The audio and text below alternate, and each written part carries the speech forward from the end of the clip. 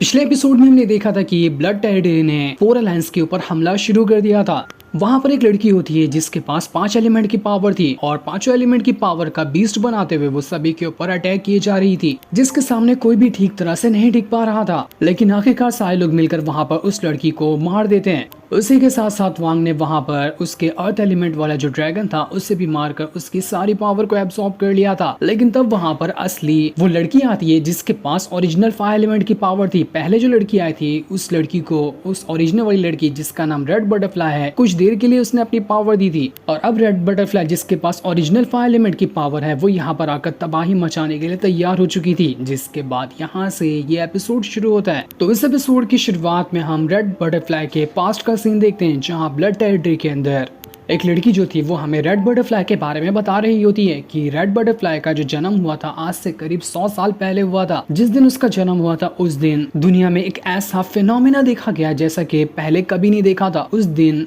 Haven और अर्थ की power एकदम बराबर की तरह से आपस में मेल खा रही थी, जो कि ऐसा पहले 1000 साल में कभी नहीं हुआ था। जैसे ही रेड बटरफ्लाई ने जन्म लिया था उसके बाद ही आसमान का पूरा रंग ही बदल गया। वहां पर 5 अलग अलग तरह की स्पिरिट को देखा गया जिनके अंदर 5 एलिमेंट की पावर थी। वो पांचों स्पिरिट की एलिमेंट की जो पावर थी उसने महल के चारों तरफ चक्कर लगाना शुरू कर दिया जिस घर के अंदर रेड बटरफ्लाई ने जन्म लिया था। ऐसा लग रहा था कि वो एलिमेंट की पावर रेड बटरफ्लाई के लिए ही यहाँ पर आई हुई है। और जैसा कि सबने सोचा था वही चीज हो गई। वो पांचों की पांचों एलिमेंट की जो पावर थी वो रेड बटरफ्लाई के लिए ही आई हुई थी। बचपन से ही रेड बटरफ्लाई के पास पांचों एलिमेंट की पावर है। इसी वजह से मैंने जिम्मेदारी उठाई कि आज से मैं हमेशा से रेड बटरफ्लाई को प्रोटेक्ट करूंगी ताकि उसे कोई खतरा ना हो और उसकी जो 5 एलिमेंट की पावर है वो उसे और ज्यादा अच्छी तरह से इंक्रीज कर सके। ये सारी बातें जो हमें बताई जा रही थी असल में वो रेड बटरफ्लाई की जो मास्टर है उसके ही कहने थे। वही यहाँ पर कहकर हमें बता रही होती है कि आखिर रेड बटरफ्लाई के जन्म के टाइम क्या हुआ था। वो उसकी पूरी पास्ट लाइफ के बारे में हमें जानकारी दे रही थी। रेड बटरफ्लाई के पास जो 5 एलिमेंट की स्पीड थी उसने अपनी पावर को बहुत ही ज्यादा स्पीड से ग्रो करना शुरू कर दिया, जिसकी स्पीड का तो यहाँ पर अंदाजा भी नहीं लगाया जा सकता था। दुनिया के हर एक एल्डर और हर एक पावरफुल इंसान जिन्होंने भी रेड बटरफ्लाई के बारे में जाना वो उन्होंने उसके अंदर दिलचस्पी दिखानी शुरू कर दी कि आखिर ऐसी कौन सी खासियत है जिसने 5 एलिमेंट के साथ जन्म लिया है। आखिर इसके बाद ऐसा था क्या। पूरी दुनिया रेड बटरफ्लाई के बारे में जानने के लिए उत्सुक हो चुकी थी। मास्टर होने के नाते मैं यहाँ पर ये जानना चाहती हूँ कि असल में रेड बटरफ्लाई की जो 5 एलिमेंट की पावर है उसका ओरिजिन क्या है। मैंने अपनी पूरी जिंदगी लगा दी ताकि मैं रेड बटरफ्लाई के मार्शल स्पिरिट जो कि 5 एलिमेंट है उनके ओरिजिन के बारे में जान सकूं। इसी जानकारी को निकालते हुए मुझे एक बहुत ही हैरान कर देने वाली जानकारी का पता चला कि रेड बटरफ्लाई की जान जो है ना वो आगे चलकर बहुत ही ज्यादा खतरे में पड़ने वाली है, जिससे उसकी जान भी जा सकती है।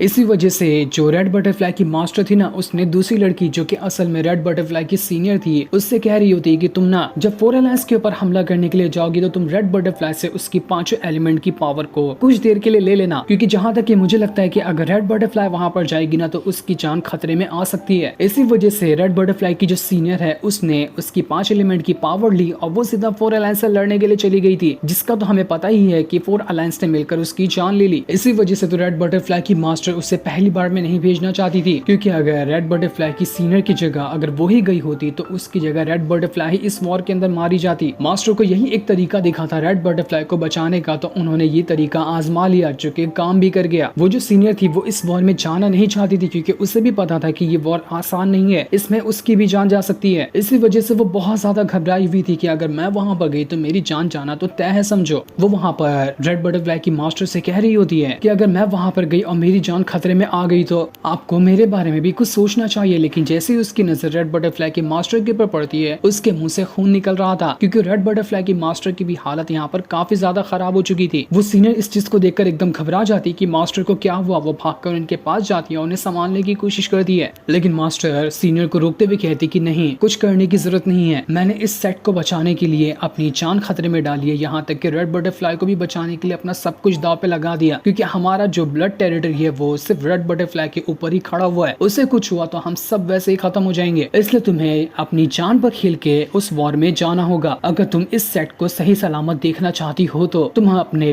कदम पीछे नहीं कर सकती, हमारे पास दूसरा कोई भी रास्ता नहीं बचा हुआ है। मुझे माफ कर देना, मैं इस मौत के खेल में तुम्हें भेज रही हूँ और उसके अलावा मेरे पास कोई दूसरा ऑप्शन भी नहीं बचा है। ये सुनकर वो सीनियर काफी ज्यादा उदास हो जाती, वो अपने अंदर हिम्मत जुटाने लगती गई कि ठीक है, जब मेरी फैमिली, मेरे सेट को और सब कुछ को बचाने की जिम्मेदारी अब मेरे कंधे पे आ चुकी है तो ठीक है, मैं इस मिशन को जरूर पूरा करूंगी और मैं चाहूंगी रेड बटरफ्लाई की 5 स्पिरिट की पावर को लेकर 4 अलायंस के साथ लड़ने के लिए। इसी वजह से सीनियर तैयार हुई थी और इसने सीधा जाकर 4 अलायंस के ऊपर हमला शुरू कर दिया था, लेकिन बेचारी की फिर भी उसमें जान चली गई जैसा कि वो सोच कर आई थी। उसने खुद का सेक्रीफाइस दे दिया अपने ब्लड टेरिटरी को बचाने के लिए, जिसके बाद अब देखते ही देखते वो जो रेड बटरफ्लाई की मास्टर थी उसकी भी हालत खराब होने लगती है। वो पूरी तरह से वहां पर से गायब ही हो चुकी थी, मानो कि उससे भी इंटरनल काफी ज्यादा इंजरीज आ चुकी हैं। उसे देखकर तो वो सीनियर एकदम ज्यादा उदास हो जाते और वहीं पर रोने लगती है, क्योंकि उस सीनियर की और रेड बटरफ्लाई की दोनों की एक ही मास्टर थी जो कि यही थी जो अब गायब हो चुकी है। मास्टर के यहाँ पर मरते ही पूरे के पूरे ब्लड टेरिटरी के लोग झुककर उनके सामने रिस्पेक्ट पेश करते हैं। अपनी मास्टर को मरता हुआ देखकर वो सीनियर एकदम ज्यादा उदास हो चुकी थी और पूरे जोश में आ जाती है कि ठीक है, मैं जा रही हूँ पूरे के पूरे 4 अलायंस को खत्म करने के लिए। वो सभी डिसाइपल से ऑर्डर दे दी थी कि जाओ, तैयार हो जाओ वॉर के लिए। और इसके बाद उस वॉर में क्या हुआ वो तो हमने देख ही लिया। अब हमें वापस से प्रेजेंट का सीन दिखाया जाता है, जहाँ पर जमीन के अंदर से जो वो मूर्तियां निकली थी उसने 4 अलायंस के सभी डिसाइपल के ऊपर हमला करना शुरू कर दिया था। सारे लोग अपनी जान बचाकर इधर उधर भाग रहे होते हैं। जो डिसाइपल कमजोर थे वो सभी तो बर्फ में जम कर गिरते ही जा रहे थे, उनकी जान जा रही थी। थोड़े बहुत जो पावरफुल लोग थे उन्होंने अपनी पावर का इस्तेमाल करते हुए खुद को बचा कर रखा था और अपनी पावर का इस्तेमाल करते हुए वो उन मूर्तियों को भी तोड़ने की कोशिश कर रहे थे ताकि वो मूर्तियां सभी के सभी को यहाँ पर बर्फ में ना जमा दे। लेकिन इतने सारे लोगों के अटैक का भी वहां पर मूर्तियों के ऊपर कोई असर नहीं हो रहा था। उन मूर्तियों के सर पर से कई सारे स्नेक बाहर निकल रहे थे। जो स्नेक ही यहाँ पर अपने अंदर से आइस पावर को फेंक रहे होते हैं। आइस पावर के संपर्क में जो भी आता उसका तो खात्मा बिल्कुल समझो तय ही था। इस चीज को देखकर वुटाई वहां पर अपने ड्रैगन को बाहर निकालता है और अपने ड्रैगन को उसने सीधा तैयार कर दिया था मूर्तियों के साथ फाइट करने के लिए। वो ड्रैगन वहां पर एकदम ज्यादा भड़क जाता है और अपनी बहुत ज्यादा पावर को एक्टिवेट करते हुए एक स्ट्रॉन्ग वाला अटैक उन मूर्तियों पे करना शुरू कर देता है। इस वजह से तो कई सारी मूर्तियां देखते ही देखते वहां पर टूट रही थी। इस वॉर में ऐसा लग रहा था कि 4 अलायंस की तरफ से अकेला वुटा ही ऐसा बंदा है जो कि सबसे ज्यादा स्ट्रॉन्ग हो और वो दुश्मनों का मुकाबला कर रहा है, वरना बाकी कोई तो यहाँ पर कुछ भी नहीं कर पा रहे थे। वुटा अपनी और अपने ड्रैगन की पूरी जान लगा देता है ताकि 4 अलायंस के लोगों को यहाँ पर बचाकर उन मूर्तियों को खत्म किया जा सके। लेकिन अकेला ड्रैगन यहाँ पर क्या ही कुछ नहीं कर लेता। जितना उससे हो रहा था वो वहाँ पर उतना पावर का इस्तेमाल करते हुए सभी को मारता है। लेकिन तभी वहाँ पर की जो जमीन थी अचानक से बहुत ज्यादा हिलना शुरू हो जाती है। ऐसा लग रहा था कि यहाँ पर बहुत ही बड़ी तबाही आ रही है और वो तबाही कोई और नहीं बल्कि रेड बटरफ्लाई थी जो कि पूरे गुस्से के साथ अब वहाँ पर बढ़ रही थी ताकि एक के बाद एक करते हुए वो सारे के सारे लोगों की जान ले सके। वहाँ पर आने के बाद रेड बटरफ्लाई जो होती वो अपने लॉर्ड मैसेंजर को आवाज लगाती है और उससे कहती है कि मैं यहाँ पर ना एक इंसान को देख पा रही हूँ जिसके पास कोई कमाल की चीज है और वो चीज कोई और नहीं बल्कि वही अजूर ड्रैगन है। तो तुम जाओ और इस ड्रैगन को सबसे पहले खत्म कर दो। ये खत्म हो गया ना तो इसके बाद हम आसानी के साथ 4 अलायंस के ऊपर कब्जा कर सकते हैं। लॉर्ड मैसेंजर वहाँ पर कह रहा था कि मेरी अकेली की औकात नहीं कि मैं यहाँ पर इस ड्रैगन को खत्म कर सकूं, लेकिन हाँ मेरे पास तरीका है कि कैसे इस ड्रैगन को कमजोर किया जा सकता है। इसका और वुटाई का दोनों का ब्लड कनेक्शन आपस में जुड़ा हुआ है, इससे तोड़ दिया जाए तो वो ड्रैगन अपने आप ही कमजोर हो जाएगा। वुटाई ये देखकर एकदम ज्यादा घबरा जाता है कि अब ये लोग यहाँ पर क्या करने वाले। वो अपनी पावर को एक्टिवेट करते हुए लॉर्ड मैसेंजर के साथ फाइट करने की कोशिश करता है, लेकिन लॉर्ड मैसेंजर ने वहाँ पर अपने मिस्टीरियस हैंड टेक्निक का इस्तेमाल कर लिया था जिस वजह से उसके हाथ का बड़ा सा क्लोन बन जाता है और वो क्लोन सीधा वुटाई की तरफ ही बढ़ रहा था ताकि वो उसका और ड्रैगन का ब्लड कनेक्शन तोड़ सके। वो हैंड एक ही उंगली से वुटाई को ऐसा लग रहा था कि उठाकर आधी दुनिया क्रॉस करके फेंक चुका है। वुटाई वहां से बहुत दूर जाकर फेंका चुका था, जिसके बाद वो लॉर्ड मैसेंजर उसके अंदर से उसके ब्लड कनेक्शन की जो पावर थी ड्रैगन के साथ उसे निकालना शुरू कर देता है और निकालने के बाद उसने ड्रैगन के अंदर से भी वो पावर निकालना शुरू कर दिया था। इस वजह से वो दोनों को वहां पर बहुत ज्यादा तकलीफ हो रही थी। वुटाई के साथ साथ जितना ही उसे तकलीफ हो रही थी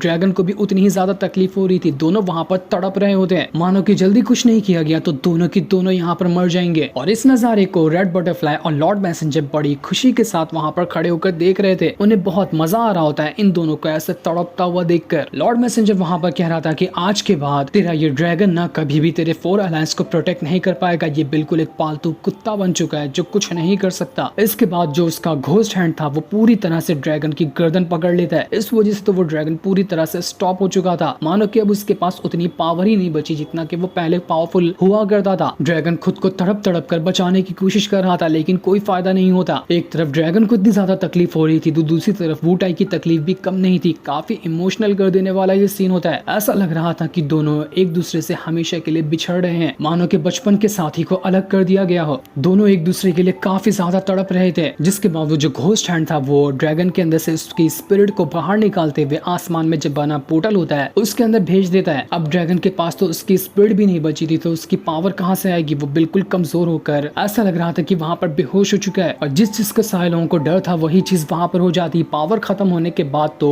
उस मूर्तियों के अटैक की वजह से वो ड्रैगन भी पत्थर में बदल कर वहां पर जमीन पे गिर जाता है। फोर अलायंस के लोगों में हरकंप मच जाता है कि नहीं, हमारी जान, जो हमारा ड्रैगन था वो यहाँ पर खत्म हो गया। अब ये नहीं रहा तो हम लोग कैसे यहाँ पर फाइट कर पाएंगे? हमारी हार यहाँ पर पक्की है, हमें कोई नहीं बचा सकता। सारे लोग एकदम ज्यादा घबरा चुके थे कि अब आगे क्या होगा। जो सीन दिखाते ही ये एपिसोड यहीं पर एंड हो जाता है।